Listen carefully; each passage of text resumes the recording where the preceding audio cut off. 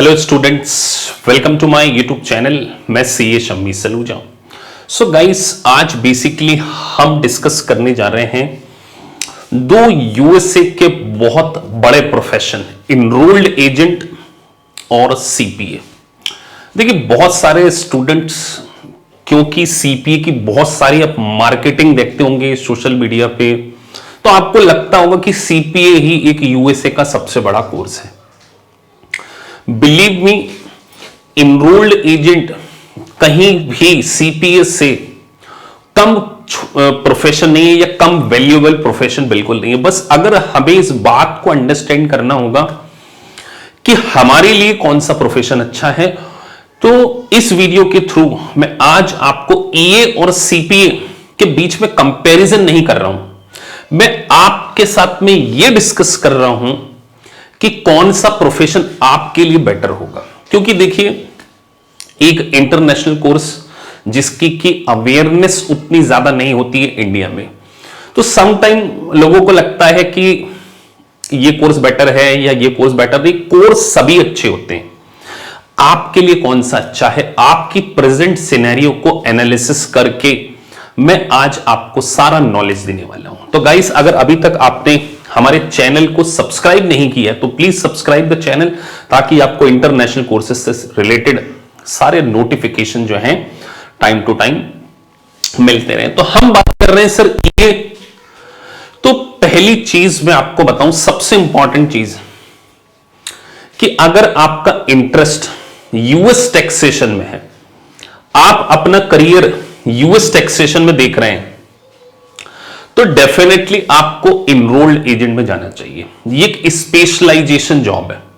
जैसे अगर मैं बात करूं, एक डॉक्टर है, एक डेंटिस्ट है और एक फैमिली फिजिशियन है, तो डेंटिस्ट की जॉब क्या है या आई स्पेशलिस्ट है, उसका एक स्पेशलाइजेशन है कि वो केवल आई से रिलेटेड ट्रीटमेंट को देख सकता है या दांतों से रिलेटेड ट्रीटमेंट को देख सकते हैं। तो इसी तरीके से अगर हम यूएस के टैक्सेशन के पॉइंट ऑफ व्यू से बात करें, तो नो डाउट सीपीए में भी चौथा सब्जेक्ट रेगुलेशन है, उसमें भी एक है, लेकिन इनरोल्ड एजेंट केवल टैक्सेशन के 3 सब्जेक्ट के बारे में बात करता है, तो यहां पर आपको ज्यादा स्पेशलाइजेशन मिलेगा।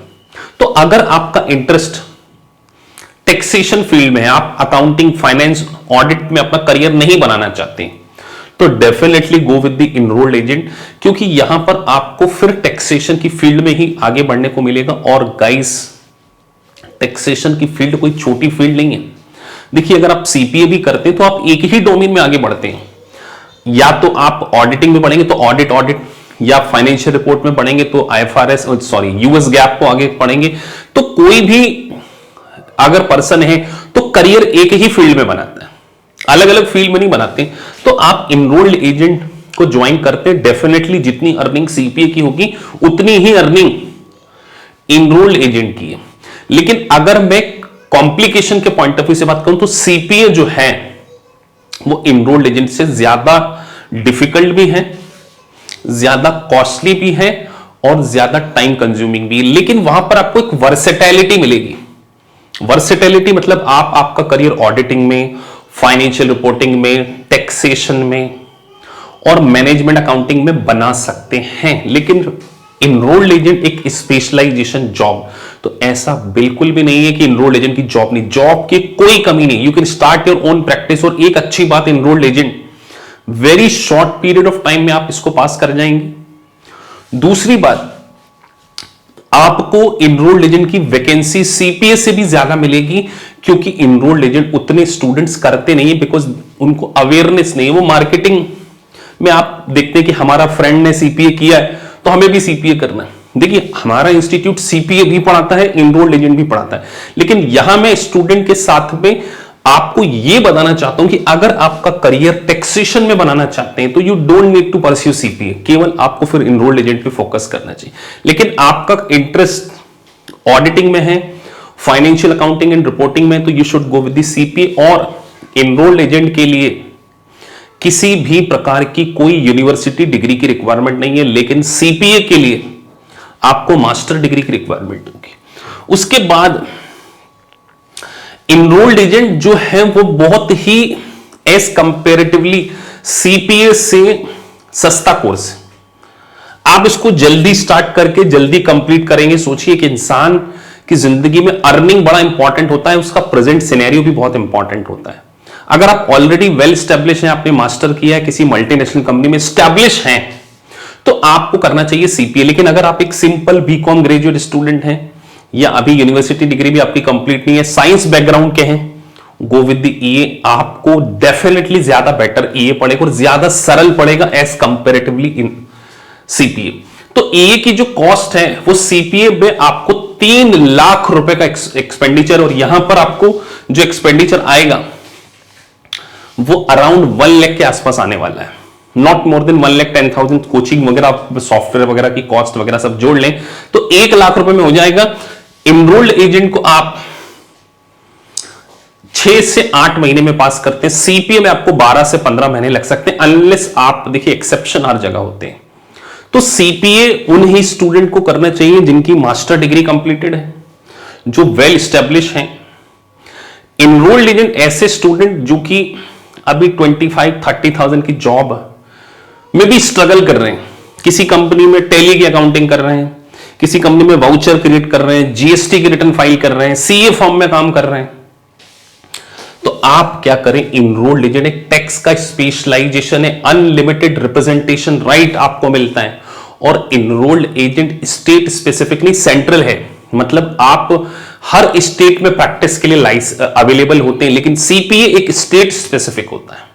तो मैं यहां किसी कोर्स को बड़ा या छोटा नहीं बता रहा हूं, मैं सिर्फ आपसे यह कहना चाह रहा हूं कि इनरोल्ड एजेंट और सीपीए की अगर हम बात करें तो आपको यह देखना है, क्या आप 3 लाख रुपए इन्वेस्ट करने के लिए रेडी हैं? पहली चीज, क्या आपके पास मास्टर डिग्री है? क्या आप 4 सब्जेक्ट पढ़ने को रेडी हैं? क्या आप अपनी जिंदगी में 15 से 18 महीने स्पेंड कर सकते हैं? उसके बाद क्या आप बहुत ज्यादा स्टडी कर सकते हैं?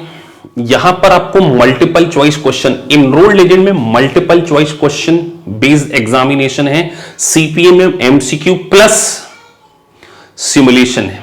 तो MCQ plus simulation, enrolled agent केवल multiple choice question based examination, और दोनों की जॉब आपको यूएस बेस्ड कंपनी में ही मिलेगी। तो मैं बार बार स्टूडेंट से यह कह रहा हूं कि आप एक गलत प्रोफेशन में एंट्री करके स्टार्टिंग लेवल पर अगर 1-1.5-2 लाख रुपए वेस्ट करें, उससे पहले आप एनालिसिस करें कि आपका पर्सपेक्टिव क्या है। अगर आप अभी एक ग्रेजुएट हैं तो आप सीपीए से बेटर इनरोल्ड एजेंट कीजिए। आफ्टर दैट जब इनरोल्ड एजेंट आपका हो जाए, आप बिग 4 में प्लेस हो जाए या किसी मल्टीनेशनल कंपनी में प्लेस हो जाए, देन स्टार्ट द सीपीए। या आप ऑलरेडी एमकॉम मास्टर कर रखें तो आपको सीपीए करना चाहिए। लेकिन अगर अभी आप सिंपल बीकॉम ग्रेजुएशन है और 2 साल आप एमकॉम करने के बाद सीपीए के लिए एलिजिबल होंगे, तो बेटर है इनरोल्ड एजेंट कीजिए। इनरोल्ड एजेंट में पास होकर वेरी इजीली, मैं आपको कमिटमेंट दे रहा हूं, बिग 4 में यूएस बेस्ड मल्टीनेशनल कंपनी में आपका 101% प्लेसमेंट होने वाला, 101%।